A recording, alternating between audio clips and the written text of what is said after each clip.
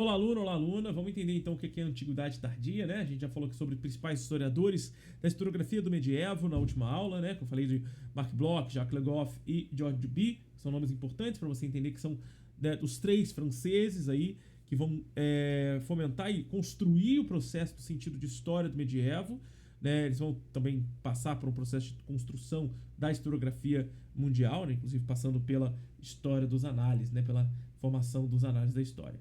Bom, esses caras também vão contribuir para a construção do ideal de antiguidade tardia, separando o medievo em fases, em processos, né? Então, a gente tem a Alta Idade Média, a Baixa Idade Média, e antes de entrarmos na Alta Idade Média, a gente passa por esse processo de transição entre a Antiguidade Clássica, que a gente já estudou no módulo anterior, com o final, né, o declínio e queda do Império Romano, até a formação, uma formulação mais abrangente e atingindo todas as áreas da Europa Central e da Península Ibérica, com a construção ali de uma ideia, de um sentido da sociedade feudal. Tá? Então, a Antiguidade Tardia é um período de transição entre a Antiguidade Clássica e a Idade Média, geralmente datada entre o século III, século IV, até o século VIII. Tá?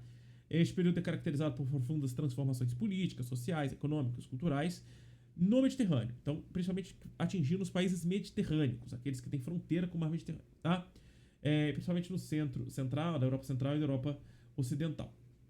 Há uma divisão e queda do Império Romano que vai contribuir bastante para isso. Então, os países que eram parte desse Império Romano do Ocidente vão viver esse momento histórico. O pessoal lá do Império Romano do Oriente vai se transformando em Império Bizantino. O Império Bizantino é parte do medievo oriental, então eles não vão entrar aqui na nossa matéria, até porque o Império Bizantino pouco influencia na formação da sociedade brasileira, na construção do sentido de Brasil, então pouco que a gente trata, tá? Então, óbvio que eu já falei de Império Bizantino algumas vezes aqui, mas ele vai entrar só para que a gente possa ter citações e costuras na nossa malha aqui da aula de história, tá? Não vai entrar de fato como conteúdo, tá?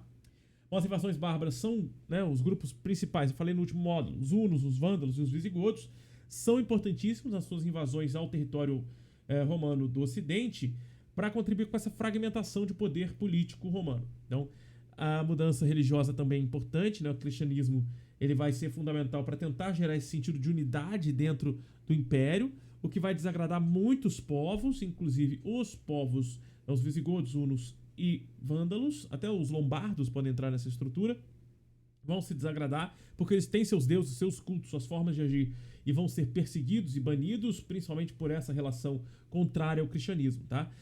Existe uma vertente cristã que eu acho que é uma vertente cristã que falta muito estudo, muita compreensão do tempo, que distorce o conceito de memória, inclusive, que acredita que o cristianismo foi tão forte, mas tão forte que derrubou o império que crucificou Jesus. Só que há uma distância gritante, né, entre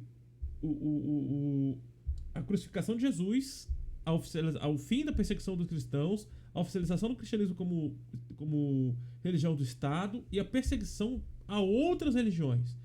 O cristianismo não é o responsável por acabar com o Império Romano e por dividir o Império Romano, tá? Vamos acabar com esse conceito na sua cabeça. O cristianismo ele é responsável por uma tentativa de unificação do Império Romano. Os romanos vão se utilizar do cristianismo para tentar unificar o Império, para tentar manter ainda as estruturas de Império. É o cristianismo que vai manter o Império, tentar manter o Império unido, e é o próprio cristianismo que vai enfraquecer as estruturas de Império ao longo das invasões bárbaras, que as invasões bárbaras mostram também um descontentamento dessa imposição religiosa causada por esse cristianismo estatal, tá? Esse cristianismo muito ligado às oligarquias de Estado. Então, óbvio que há controvérsias teológicas, né, principalmente com o cisma do Oriente, que vão gerar essas mudanças religiosas. Então, o Império Romano, sobre o período de Constantino, iniciado no século IV, vai ter essa mudança profunda de colocar o cristianismo como religião oficial, o que vai dar origem também a novas revoltas dentro do Império. A cristianização do Império vai gerar esse impacto mais profundo na cultura e na sociedade romana, muitas vezes agregando isso à política, e muitas vezes a gente não entendendo o que é cultura romana e o que é cultura cristã. Isso vai ser muito mesclado, principalmente a partir do século III, né, e com a liberação do cristianismo, depois do século IV, com a oficialização do cristianismo no Estado, a partir de Constantino, e depois a partir da oficialização, de fato, com o cristianismo com o Estado aliado ao cristianismo perseguindo seus inimigos políticos e religiosos, né? Então, um período bem controverso, marcado por intensos debates teológicos, a consolidação de doutrinas cristãs. Vai ser feito ali o cisma do Oriente, onde a igreja vai ser dividida entre a igreja católica apostólica romana e a igreja católica ortodoxa lá do lado oriental, lá na Roma bizantina, tá? Então, o surgimento das igrejas orientais e a separação entre a igreja do Ocidente e a igreja do Oriente, assim como o Império já havia sido dividido. Transformações sociais e econômicas são interessantes nesse período aí desse processo de transição, como a ruralização e o feudalização, ou seja, as pessoas viviam mais nas cidades, como eu já citei aqui no livro anterior, que eu já até guardei, sobre a cidade antiga, né? Então, do Fustel de Coulanges, a gente tem ali como um processo de desintegração das estruturas urbanas romanas, porque as pessoas começaram a fugir da cidade, sair das cidades por causa das invasões e começam a se ruralizar, se transformar em regiões mais rurais, os feudos começam a ganhar corpo, ganhar força, as lideranças territoriais começam a se tornar, então, lideranças feudais. Então, houve um aumento da importância das comunidades rurais no início do sistema feudal, que se tornaria dominante durante toda a Idade Média. Há uma mudança também no processo econômico. A economia romana é baseada nas cidades e em comércios de longa distância. Vai ser substituída pela economia mais local, agrária, né? Embora o comércio continuasse importante, mas há uma importância maior no Império Bizantino por sua extensão. Agora, como a gente não tem extensões de império, são cidades mais independentes, são áreas rurais mais independentes, a relação ali vai ser mais comercial para a sustentabilidade dessas regiões, para sustentar essas regiões para a sobrevivência, tá? Então, ainda assim, vamos ter um sincretismo cultural entre os romanos e germânicos, por causa desse avanço dos germânicos politeístas em relação ao cristianismo daquele local.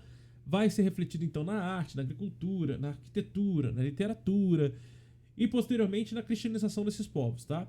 Há uma transição de conhecimento, uma transmissão feita entre os povos invasores com os povos cristãos, e agora há uma informação maior que é tentar colocar o cristianismo como sendo o ponto focal para a dominação e manipulação de massa. Isso vai ser importante, por exemplo, para a construção dos monges copistas, para os monastérios copistas, que vão começar a copiar a Bíblia demais, né? Vão começar a fazer as cópias de livros, e principalmente da Bíblia, para que as pessoas pudessem ser cristianizadas. Uma coisa curiosa e interessante desse período, que vai ser quebrada lá na Idade Moderna, é que os cultos não poderiam ser em língua nativa. Todos os cultos em igrejas católicas, em igrejas cristãs, nesse momento era só a igreja cristã ocidental, né? A igreja cristã ocidental, ela obviamente não permitia cultos em outras línguas. Por quê? Porque queria forçar que as pessoas fossem todas latinizadas. Então, obrigando que todas as igrejas tivessem um culto em latim. A Bíblia tinha que ser em latim. Lá em Bizâncio era tudo em grego, tá? Porque, né, o Império Bizantino se falava grego, era a língua oficial, e a Bíblia era em grego. Aliás, a primeira Bíblia construída foi feita pelos bizantinos em grego, e os romanos somente traduziram para o latim. Algumas falhas dessa tradução geraram falhas nas traduções em português, e aí a gente tem algumas aberrações aí que foram construídas ao longo da história da Bíblia, nos processos de tradução da Bíblia, né? E há Bíblias com traduções um pouco mais fidedignas à relação ao grego, tá? A Bíblia mais aceita cientificamente, pelo que eu estudei na época na UERJ, é a Bíblia de Jerusalém, tá? E ela é cara pra caramba. Mas voltando aqui, nesse sincretismo cultural, a transmissão de conhecimento, a Antiguidade Tardia é um período crucial para que a gente possa compreender a transição entre o mundo clássico e a era medieval. É também um período que estabelece as bases para a Europa medieval e para o desenvolvimento do cristianismo como uma força cultural e política dominante.